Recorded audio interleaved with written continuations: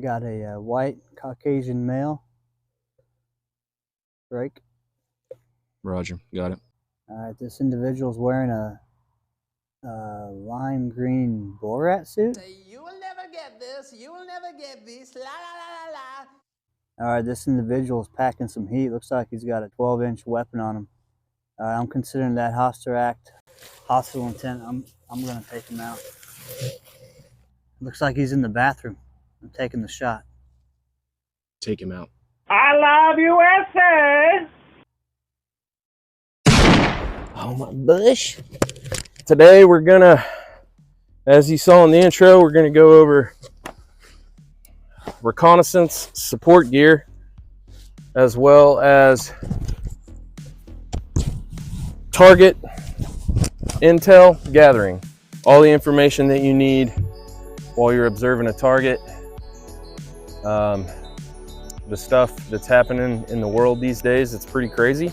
So whether you live in a big city or you live out in the woods, we're gonna go over some techniques, tips, and tricks that we've learned over the years through our experiences, and all the information that is absolutely vital when it comes to observing your target, whether you're gonna go and raid it for supplies or you're just a creeper and you wanna see naked people.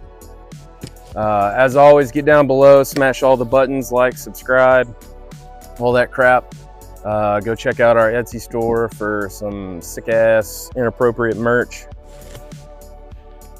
So, when it comes to getting balls deep in recon, before you get to your intended target, where you're going to be doing reconnaissance, gathering intel, first thing you need to do is planning out your mission, and with that comes planning your approach and doing map reconnaissance. So Sully, take it away. Yep, so when we were doing our map reconnaissance before this little mission we had here, we saw this creek bed we're in, this little wadi here. Provided us some pretty good cover. It's gonna mask our movement up to the objective, get us some defilade.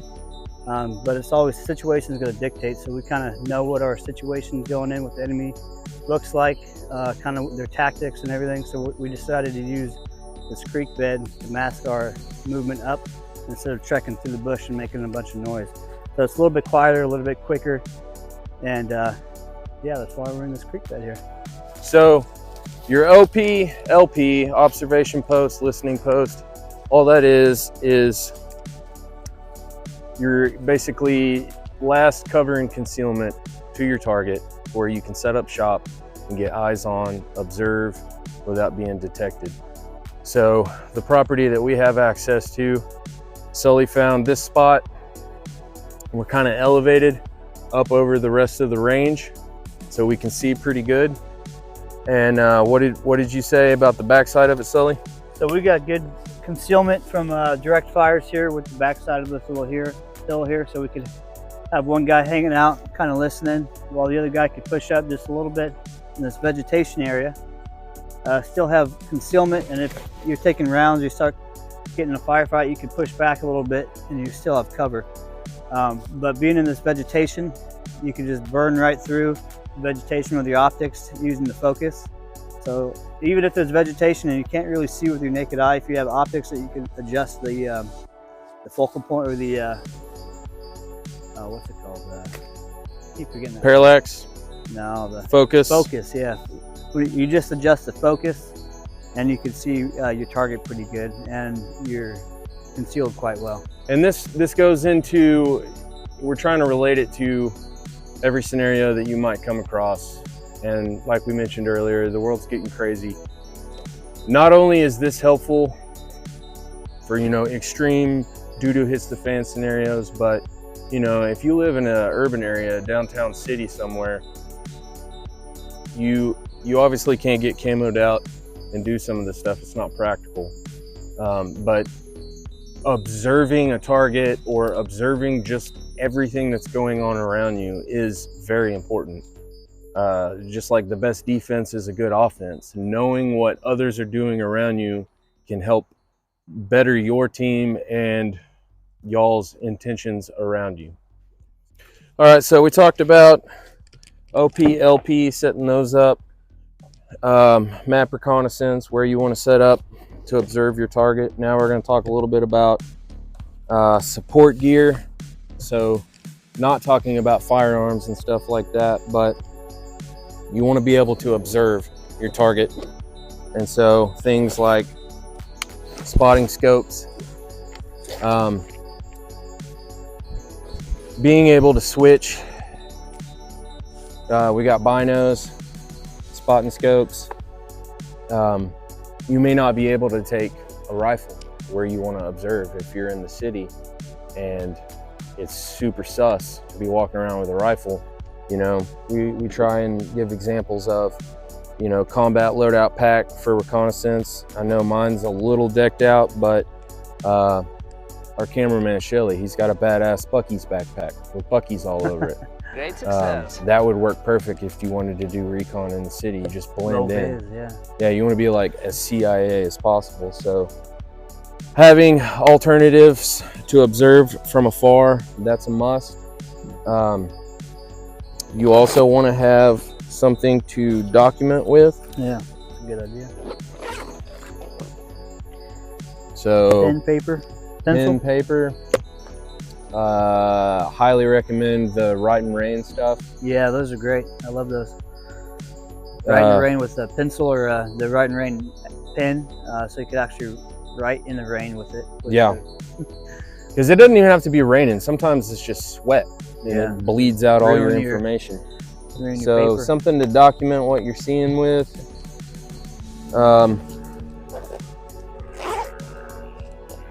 Another Chinese spy balloon. Oh goodness! Goddamn lawnmower up in the sky. Oh, there he is. That's an F-22 Raptor. That is. A lot of people don't know this, but it's probably Chinese.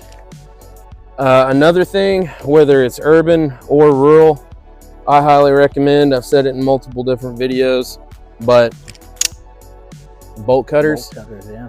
These are good for cutting through fence, barbed wire, chain link, padlocks. Yeah. Those work as well. I'd say this is probably the bare minimum you want here, just a pair of Gerber tool, Leatherman. Yeah. Especially for urban. I mean, if you're doing some high-speed sneaky stuff, lots of padlocked fences, lots of doors, a lot more entry and exit points you got to get through. So these are vital for rural. I mean, yeah, you can cut through a fence, but you can also hop it, unless you a bitch. Also, you know, you don't know how long you're going to be out, so make sure you carry lots of water. Sully's got more stuff that he can go into with his.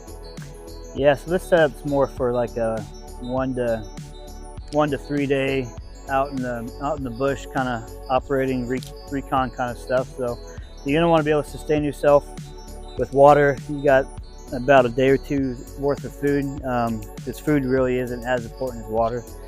You could be hungry and still walk around and do your job, but you want to be able to survive in the weather. So it's kind of 40s at night and nice during the day, so you want some sort of rain gear, maybe some extra warming layers. I'm not too worried about a full sleeping system, because during these operations you may not be sleeping very much, but you do want maybe a blanket or like a poncho liner or something just to throw over yourself if you start getting that chill and it's cold and wet. You don't want to be hypothermic. So this is kind of just a sustainment load for 1 to 3 days here. And then down here is kind of more the combat load here. You want on your body, bottle of water, some sort of cutting tool. I'll keep my binos in here, some extra magazines, since this chest rig is pretty light here, this micro chest rig. And kind of want more than about 6 or more mags for reconnaissance missions. So real quick, we won't stay on it long. Plate carriers versus chest rigs, doing reconnaissance type stuff.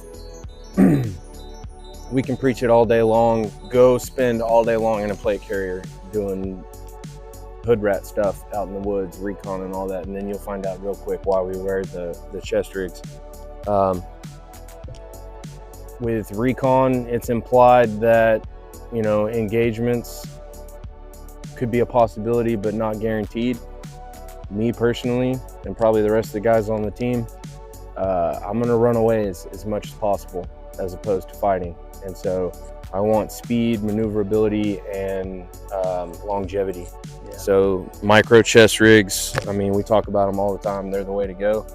I got this one on Amazon for like 40 bucks, and it's one of the most badass ones I've got. It's lightweight, carries all the things I need it to carry. Yeah, this is also Amazon special here, micro chest rig. Just to touch on the whole recon thing too, moving long distances, depending on the environment, it could be real hot, real humid, but having those plate carriers on, you're going to be moving slower. It's going to make you drink a lot more water, so you're going to have to carry more water. And you're not always going to want to actually get in a gunfight. You know, part of it is not trying to get in a gunfight, so wearing the chest rig just makes more sense, more mobile, a little bit quicker, lighter. So hey guys, so we're going to be talking about comms communications next. Two-way radios could be used. It's a good option. You can use this two-way or like a ham radio. Just know that these radios, anybody can listen to it, you know. So either be real short and then cut it off, or have code names, brevity codes, you know, kind of talking, you know, tongue, I guess, or secret.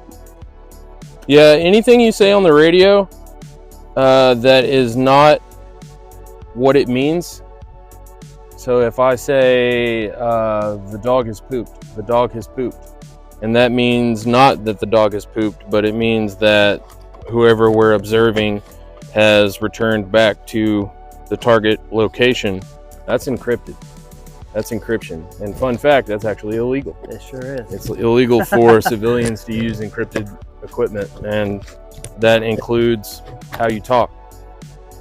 But it's definitely a good option, you know. It's if shit hits the fan. Yeah, it's always going to be situation dictates, but I'd rather have it and then just have to chuck it to the side than to need it and not have it at all. Which that kind of blends into our next point. When you're setting up to observe and to do recon on something, and you do your map reconnaissance, and you find out your approach, and you're building out your OP location, always have a plan to bail out. Always think, if I expect contact here, where do I go? If I expect contact here at this phase line, where do I go? And that is so that you don't build yourself into a corner. You don't back yourself into a corner to where you can't bail out. You always want to be able to shoot, move, and communicate. And to do that effectively, you have to be able to move. Yeah. So you don't ever want to set up shop somewhere and get so dug in you can't get out. So we're going to talk about camouflage just a little bit. Here's my bush. It's a very nice bush. That's a very nice bush. Very bushy. You know, this isn't always applicable. If you're in an urban environment in a city, this is going to be absolutely horrible for you. This right here is a little ghillie thing I put together. It's a multicam top, and then I shoe glued a net on there with some jute and some paracord tie downs. And as you saw in the intro, like it works decently well. But as far as camos go, like there's no end all be all camo that's good for everything. It's really based on your environment. Yeah. We just recently got a lot of rain. It's springtime here, so there's a crap ton of green. And surprisingly, multicam's really not, it sticks out kind of. His chest rig is multicam tropic, and that works extremely well for when it's greened up everywhere. Yeah. I think a good idea would be to go to your local surplus store or something and see something that you might think will work out, and just go set that, you know, blouse or pants in the bush that you're going to be working in, and maybe take a few photos from close and from far and see how it looks at distances and see if it's going to work for you in your environment. Don't be scared to paint stuff. You know, paint your rifle. Don't be afraid to paint nylon. Like I've painted this chest rig up. Yeah, I painted my pack quite a bit too. You can, and it's not an end-all be-all paint job either. Like where we're located at in the wintertime, everything's dead, and there's a lot of caliche and sandstone and limestone that you got to blend with.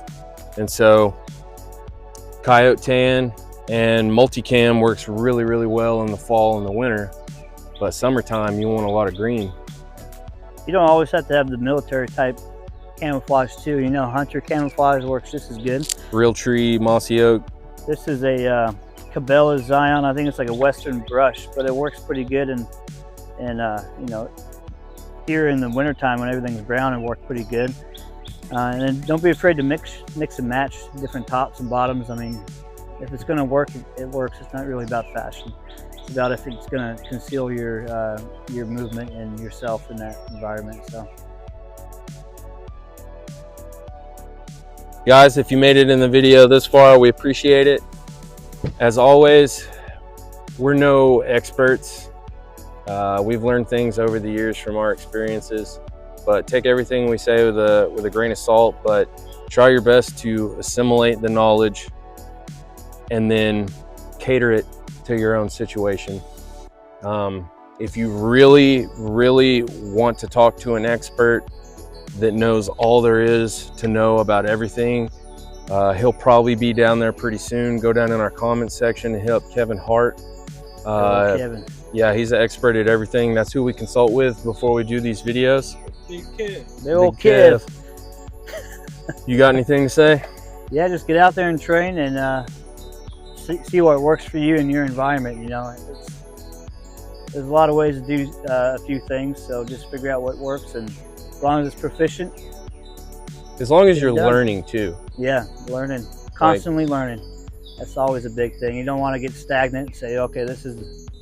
This is the end all be all, and then that's all you know for the rest of your life. Get out there and learn more stuff. Yeah. All right, guys. We'll catch y'all on the next one. Always push back. Later.